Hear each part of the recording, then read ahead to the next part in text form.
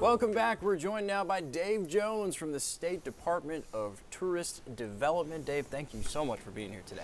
I am so excited to be back because it's the time to travel, and we're kind of focusing some places that people don't think about. Yeah, so 3 different spots today, right? Yeah, so if you go to Jackson, Tennessee, 30 miles north of there is what's called Gibson County, and you've got Humboldt and you've got Trenton, and up in Trenton is the largest collection of these rare teapots that I'll tell you the story in just a moment, but there's like 500 something teapots in this place, and the story is how this got started is back in the 18th century, especially over in Europe, in these sick places and nurseries, they would have a small, narrow canister, so to speak, ceramic dish, had oil in it. Well, it was set on a pedestal and there was a light of a fire underneath it, a candle, and it would light the oil. Well, the light would also sort of illuminate through that pedestal, and artists started looking at this with their creative minds and said, wow, that could be very artistic. Yeah. So they started getting real fancy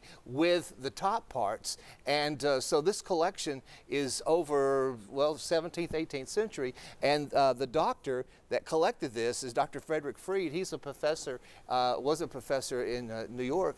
For 40 years, he collected these teapots. So now there's 525 there in the City Hall of Trenton, Tennessee, and I don't know if we got to the courthouse or not, but the beautiful courthouse is there. Yeah. So Trenton, Tennessee definitely is a place to visit just north of Jackson. Yeah, and next spot, we've got I'd say about 70 seconds here. Next spot, this is another place to go, right? Okay, so Humboldt, Tennessee is right before you get there, and that's where the West Tennessee Art Museum is located. It's all regional art, and it's a collection of Benjamin and Gertrude Caldwell. There's paintings, there's folk art, there's sculpture, all this.